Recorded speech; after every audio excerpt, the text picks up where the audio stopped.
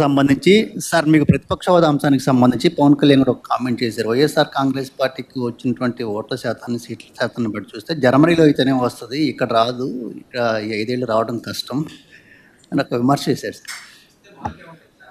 ఆ మనిషి కార్పొరేటర్కి ఎక్కువ, ఎమ్మెల్యేకి తక్కువ. జీవితకాలంలో ఇప్పుడు ఎమ్మెల్యే ఒకసారి అయినాడయ్యా. దేవుడు తీసుకెళ్ళినటువంటి తండ్రి శవం, నువ్వు పంపించినటువంటి బాబాయ్ శవం, ఈ 2 చావు మేళాలు కలిసొచ్చి నీ విజయానికి బ్యాండ్ మేళం అయ్యాయి. కానీ లేదంటే నువ్వు అసలు కార్యకర్తగా కూడా పనికిరానటువంటి ఖైదీవి. నువ్వు ముఖ్యమంత్రి అవడం ఏంటి మా దరిద్రం. కాకపోతే ప్రజలు 11 సీట్లు ఇచ్చి నువ్వు చేసిన పాలన చాలే బాబు, ఇంకా ప్రతిపక్ష హోదా కూడా అక్కర్లేదు, విపక్షంగా వెళ్ళి కూర్చొని అసెంబ్లీకి పంపిస్తే అసెంబ్లీకి వెళ్ళి కూర్చొని 11 నిమిషాలు కూడా ఉండలేక పవన్ కళ్యాణ్ గారిని చూసి వచ్చోసుకుంటూ ఊరికొచ్చిన ఉలిపిరిగాడు బయటకు. నువ్వు కూడా పవన్ కళ్యాణ్ గారిని మాట్లాడవేనా?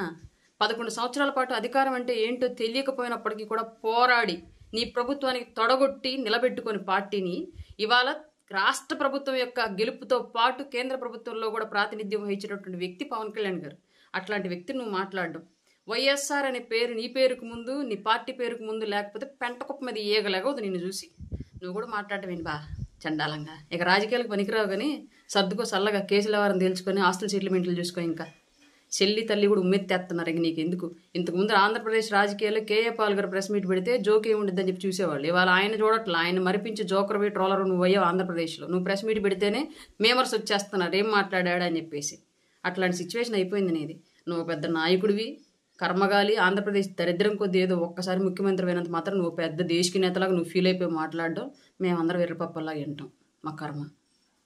సంబంధించి సార్ మీకు ప్రతిపక్ష హోదా అంశానికి సంబంధించి పవన్ కళ్యాణ్ గారు ఒక కామెంట్ చేశారు. వైఎస్ఆర్ కాంగ్రెస్ పార్టీకి వచ్చినటువంటి ఓట్ల శాతాన్ని, సీట్ల శాతాన్ని బట్టి చూస్తే జర్మనీలో అయితేనే వస్తుంది, ఇక్కడ రాదు, ఇక్కడ 5 ఏళ్ళు రావడం కష్టం అని ఒక విమర్శ చేశారు సార్. ఆ మనిషి కార్పొరేటర్కి ఎక్కువ, ఎమ్మెల్యేకి తక్కువ. జీవితకాలంలో ఇప్పుడు ఎమ్మెల్యే ఒకసారి అయినాడయ్యా.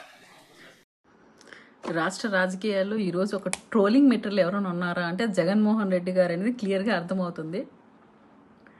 ఎందుకు ఈ మాట అనాల్సి వస్తుందంటే నాకు త్రివిక్రమ్ గారిది ఒక డైలాగ్ చాలా ఇష్టం.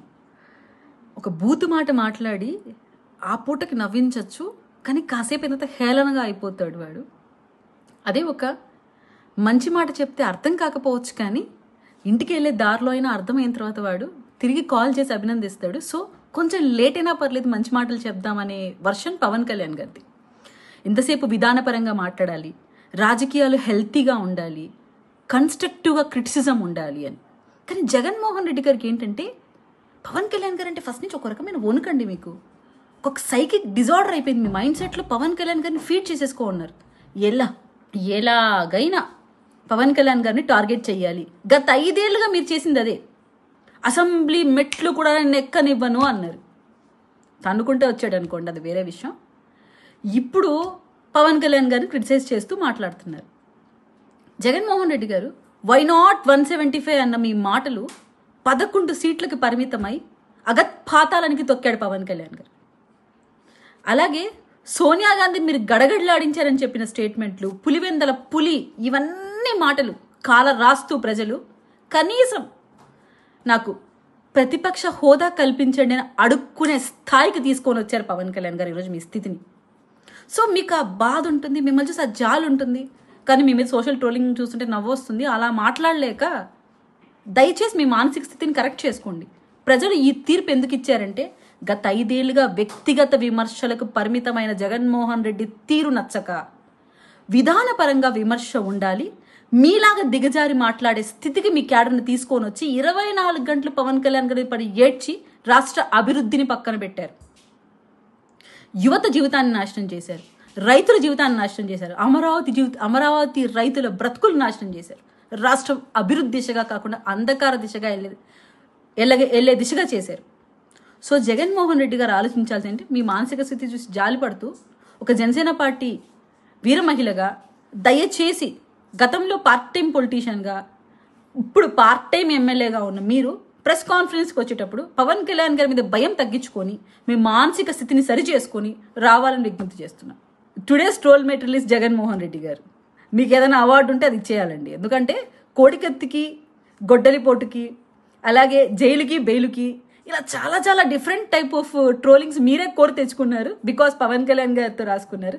ప్రజానాయకుడు పవన్ కళ్యాణ్ గారు ఒక సీఎం కొడుకుగా, ఒక మాజీ సీఎంగా ఉండి మీ స్థాయిని మీరే దిగజార్చుకున్నారు. జగన్మోహన్ రెడ్డి గారు రాజకీయాలు అనేవి విధానపరంగా ఉండాలి, వ్యక్తిగతంగా ఉండకూడదని హెచ్చరిస్తూ ఇటువంటి రాజకీయాలని ఇప్పటికైనా వైసీపీ పార్టీ పులి స్టాప్ పెడితేనే ప్రజల్లోకి మీరు ఏదైతే చేయాలనుకుంటున్నారో యాత్ర చేయగలుగుతారు. లేదంటే ఎప్పటికీ రాజకీయాల్లోంచి మీరు వైదొలగాల్సిందే.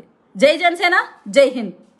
సంబంధించి సార్ మీకు ప్రతిపక్ష హోదా అంశానికి సంబంధించి పవన్ కళ్యాణ్ కూడా ఒక కామెంట్ చేశారు. వైఎస్ఆర్ కాంగ్రెస్ పార్టీకి వచ్చినటువంటి ఓట్ల శాతాన్ని, సీట్ల శాతాన్ని బట్టి చూస్తే జర్మనీలో అయితేనే వస్తుంది, ఇక్కడ రాదు, ఇక్కడ 5 ఏళ్ళు రావడం కష్టం అని ఒక విమర్శ చేశారు సార్.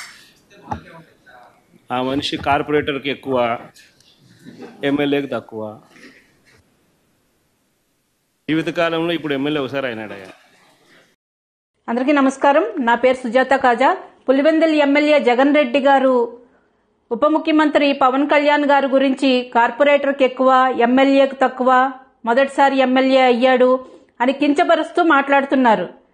మరి జగన్మోహన్ రెడ్డి గారు, మీ పార్టీ ఎవరు పెట్టిన పార్టీ మీరు లాక్కున్నారు?